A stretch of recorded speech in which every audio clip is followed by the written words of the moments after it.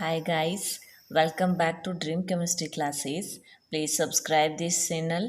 देखिए आज हम क्लास 9th की जो केमिस्ट्री का पार्ट है साइंस के अंदर उसका चैप्टर फर्स्ट स्टार्ट कर रहे हैं और चैप्टर का नेम है मैटर इन आवर सराउंडिंग्स।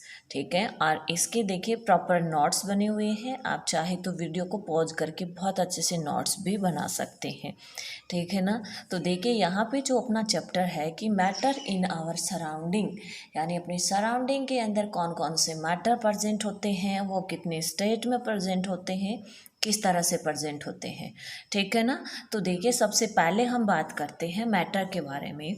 तो matter is the substance which have mass and occupy space and made up of tiny particles. तो जो मैटर है वो एक सब्सटेंस है जिसके अंदर क्या क्या होता है, मास होता है। मास यानी कि वेट।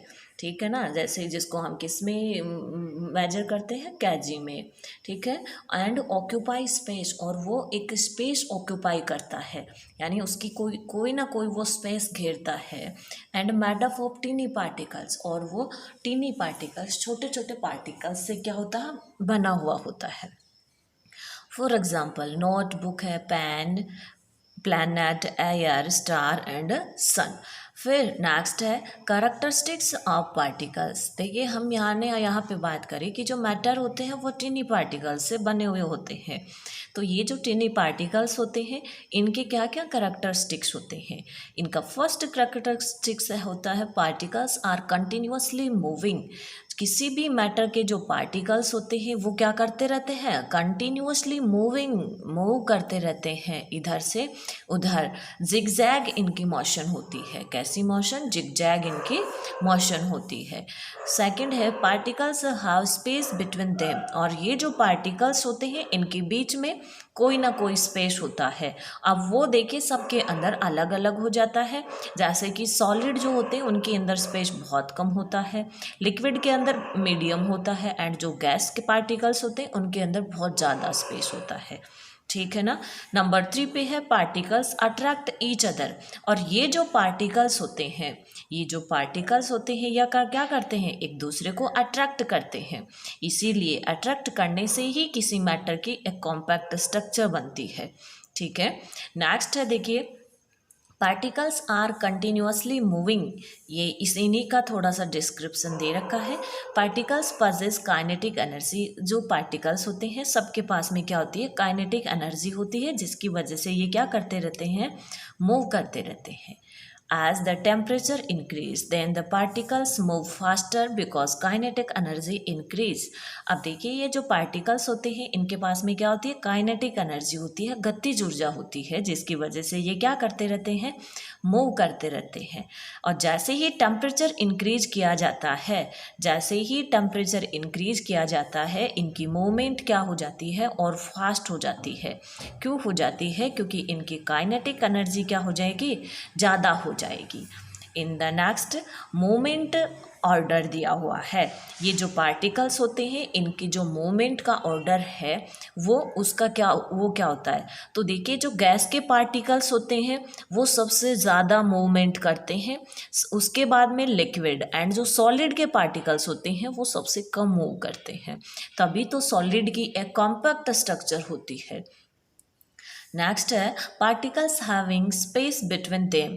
जो पार्टिकल्स होते हैं उनके बीच में स्पेस होता है, और उस स्पेस का भी क्या होता है, एक ऑर्डर होता है। सॉलिड के अंदर सबसे कम स्पेस होता है, एंड उसके बाद में लिक्विड में, और जो गैस होती है उसके अंदर क्या होता है, उसके पार्टिकल्स के बीच में सबसे ज़्यादा स्पेस होता है। ठीक है। फिर है नेक्स्ट के अंदर कि particles attract each other by attraction force. ये जो अट्रैक्शन फोर्स इनके बीच में होता है उसकी वजह से ये क्या करते हैं, एक दूसरे को पार्टिकल्स अट्रैक्ट करते हैं, और इनको अट्रैक्ट करने का भी एक ऑर्डर होता है। सॉलिड के अंदर ये अट्रैक्शन क्या होता है, सबसे ज़्यादा होता है, उसके बाद में लिक्विड में होता है, और सबसे कम गैस में होता है। इसीलिए तो देखिए जो सॉलिड होते हैं उनकी क्या होती है, एक कॉम्प्लेक्स टाइप स्ट्रक्चर हो जाती है, और गैस के जो पार्टिकल्स होते हैं वो बहुत दूर दूर होते हैं। ठीक है ना, इस तरह से। लेकिन और ये जो है वो इनसे थोड़ा सा कम। बाकी ये जो सॉलिड जो होते हैं ना, इनकी क्या होती है, बहुत ज़्यादा कॉम्पैक्ट स्ट्रक्चर इस तरह से बनी हुई होती हैं, यानी इसके पार्टिकल्स के बीच में बहुत ज़्यादा अट्रैक्शन फोर्स होता है। ठीक है, अब देखिए हम बात करेंगे, देखिए इतनी देर तक हम करते हुए आ रहे हैं solid liquid gas, solid liquid gas, तो ये क्या होते हैं। तो स्टेट ऑफ मैटर, जो मैटर होता है वो 3 स्टेट के अंदर रहता है। कोई भी मैटर है वो 3 स्टेट के अंदर रह सकता है। First is solid and second is liquid and third is gas. तो जो सॉलिड होता है उसकी क्या खास बातें होती हैं, तो सॉलिड जो होता है उसकी एक डेफिनेट शेप होती है। सॉलिड की क्या होती है, डेफिनेट शेप होती है। बट जो लिक्विड है उसकी कोई डेफिनेट शेप नहीं होती है, no definite shape. And gas की भी कोई डेफिनेट शेप नहीं होती है।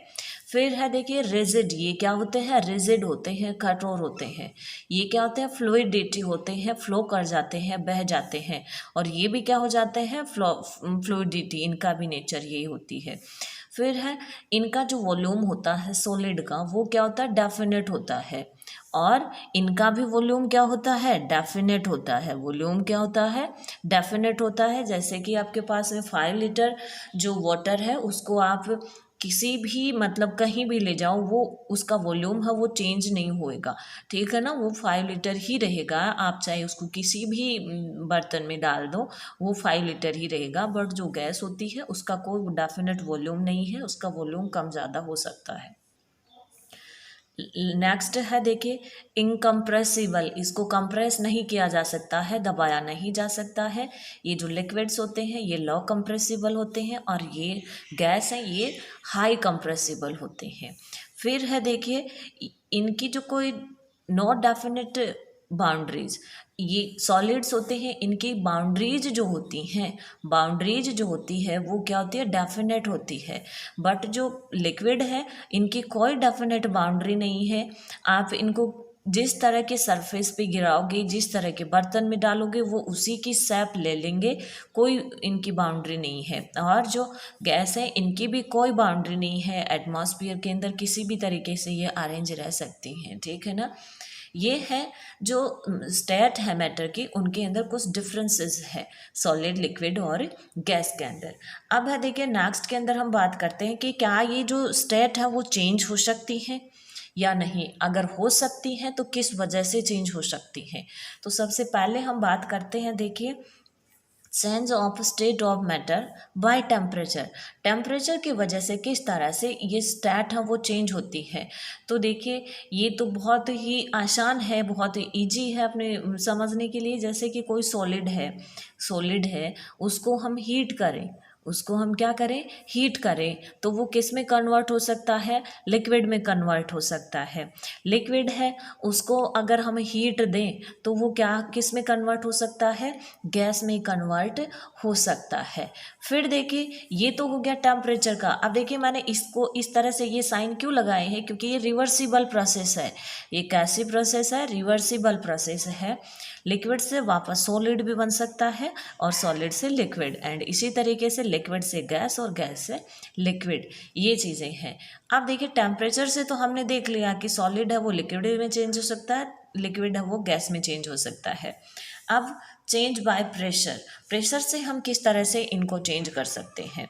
ये गैस है, अगर देखिए गैस के ऊपर प्रेशर लगाया जाता है तो वो किस में कन्वर्ट हो सकती है, लिक्विड में कन्वर्ट हो सकती है। और उसके बाद में अगर लिक्विड को प्रेशर किया जाता है तो वो सॉलिड में कन्वर्ट हो सकता है, ये बाय प्रेशर।